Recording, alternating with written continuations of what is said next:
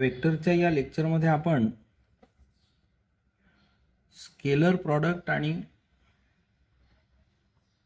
Cross product म्हणजे vector product हे पाहणार आहे. Scalar product of two vectors, यामध्ये late A bar a1i a2j a3k and b bar is equal to b1i b2j b3k. Then scalar product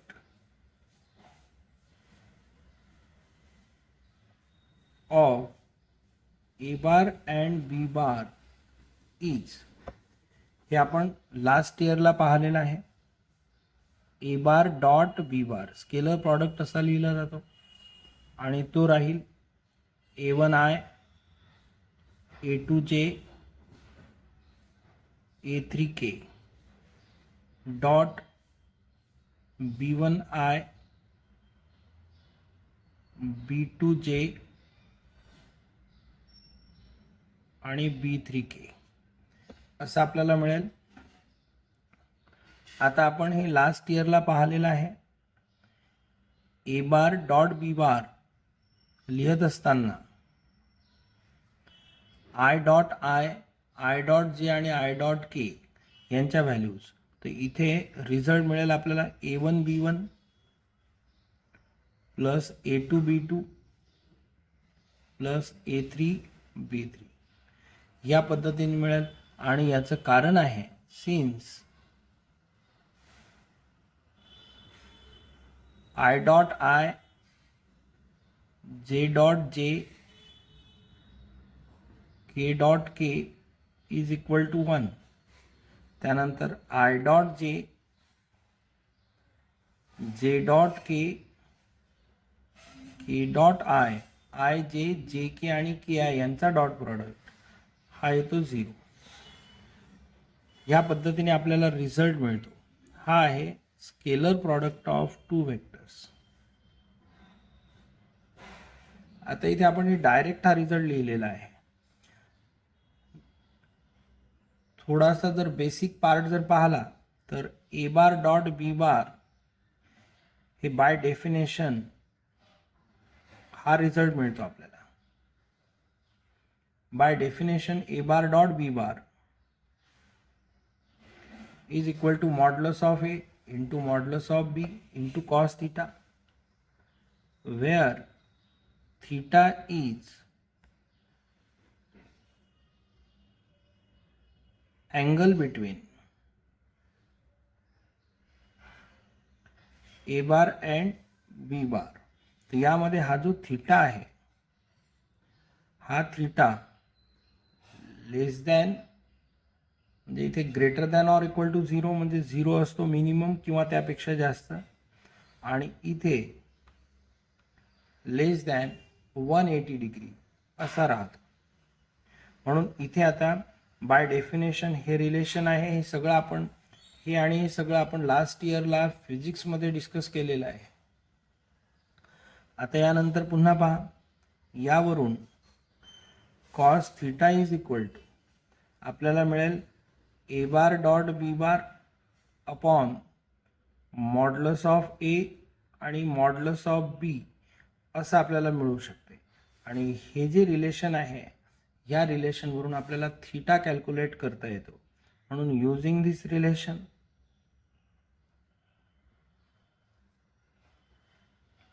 we can calculate theta. या पद्धतीने आपल्याला theta calculate करता येईल. आता इथे एक पार्ट जो इम्पॉर्टंट आपल्याला माहीत असायला पाहिजे तो पार्ट आहे projection. Projection of A bar in direction of B bar, हे आपल्याला पाहायचं आहे. मग आता इथे हा समजा वेक्टर ए बार आहे आणि हा जो वेक्टर आहे हा बी बार आहे. ए बार आणि बी बार मधला जो अँगल आहे तो अँगल थीटा आहे. म्हणून आता इथे projection of a vector in the direction of B bar होईल. समजा हा पॉईंट ओ, इथे टर्मिनल पॉईंट ए, इथे टर्मिनल पॉईंट बी, आणि हे जे प्रोजेक्शन आहे आता इथून परपेंडिक्युलर ड्रॉ केला, हे होईल ओ पी. आता ह्या केसमध्ये O P bar is projection of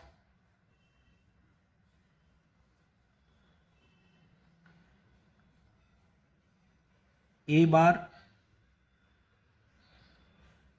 that is A bar means OA bar along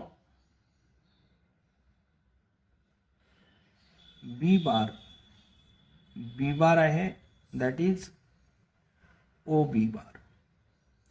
म्हणजे OP बार जो आहे हा OP bar is the projection of A bar along B बार. आणि आता इथे OP बार काढण्यासाठी इथे आपल्याला काय करावं लागेल, तर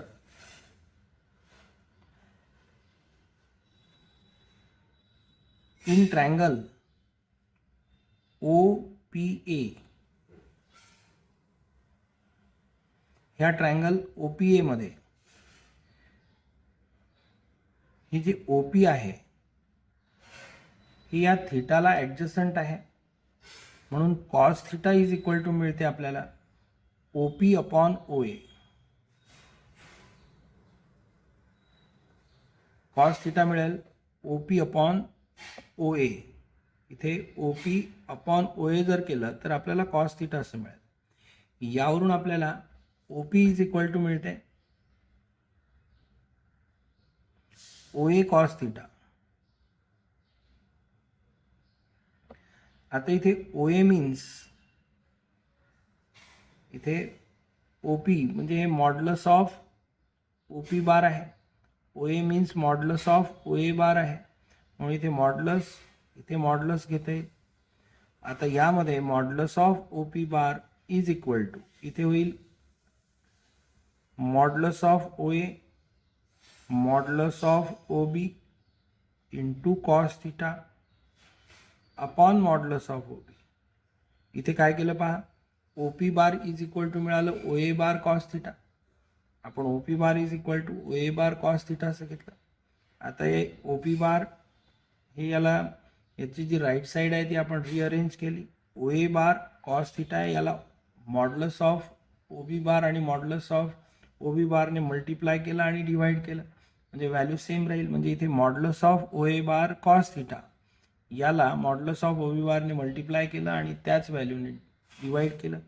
आता न्यूमरेटरमध्ये आपल्याला मिळेल मॉड्युलस ऑफ OP बार. इथे न्यूमरेटरमध्ये आपल्याला असं घेता येईल OA बार डॉट OB बार असं आपल्याला घेता येईल आणि हे मॉड्युलस ऑफ OB बार असं राहील. आता ह्याला जर आपण पुन्हा राईट साईडला ABच्या फॉर्ममध्ये लिहिलं तर OB बार जो आहे तो B बार आहे, OA बार जो आहे तो A बार आहे.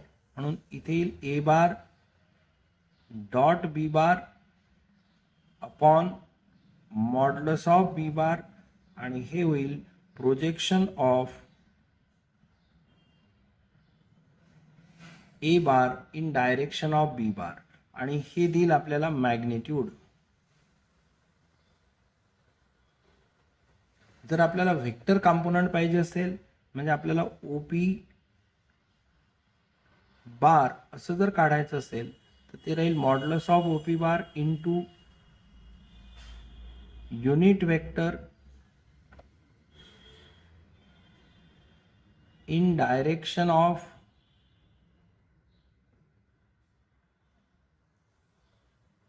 B बार असं राहील. म्हणून आता इथे मॉड्युलस ऑफ OP बार म्हणजे आपल्याला घेता येईल A bar dot B bar upon modulus of B bar into unit vector in the direction of B bar म्हणजे बी हॅट, हे होईल ओ पी बार आणि हा होईल component of, this is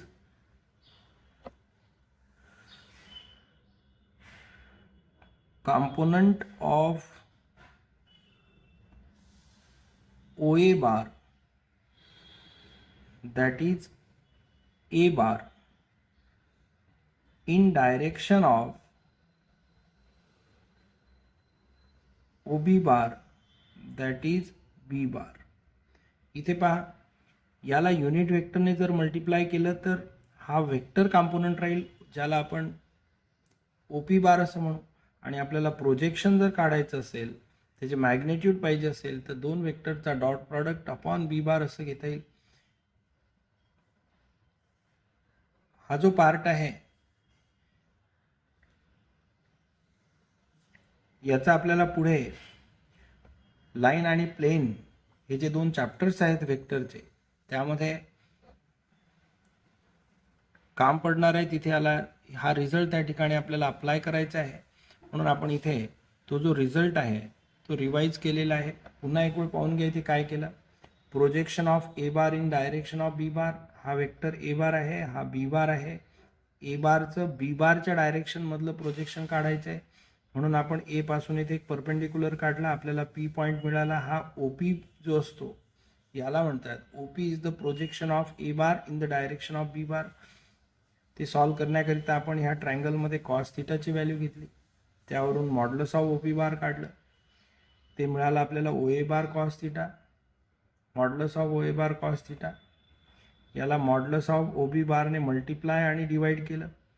न्यूमरेटरमध्ये modulus of O A bar modulus of O B bar cos theta मिळाला. तो scalar product आहे ओ A बार आणि ओ बी बारचा, आणि डिनॉमिनेटरमध्ये मॉड्युलस ऑफ ओ बी बार आहे. ओ ए बारला ए बार म्हटलं होतं आपण, ओ बी बारला बी बार, म्हणून आता इथे आपण ए बार बी बारच्या फॉर्ममध्ये हा रिझल्ट लिहिला. आणि हे आहे, हा जो रिझल्ट आहे हा आहे projection of A bar in direction of B bar, b बारच्या डायरेक्शन मधले प्रोजेक्शन आहे. आता याला जर वेक्टर फॉर्ममध्ये लिहायचं असेल तर आपल्याला ओ पी बार लिहावं लागेल. तो राहील modulus of O P bar into unit vector in the direction of B bar. म्हणून unit vector in the direction of B bar म्हणजे बी हॅट इथे घेतलेला आहे, म्हणून याला जर या प्रोजेक्शनला जर आपण बी हॅटने मल्टिप्लाय केलं तर आपल्याला मिळेल component of A bar in direction of B bar. या पद्धतीने ज्या ठिकाणी आपल्याला काम पडणार आहे याचं तिथे आपण हे अप्लाय करणार आहे.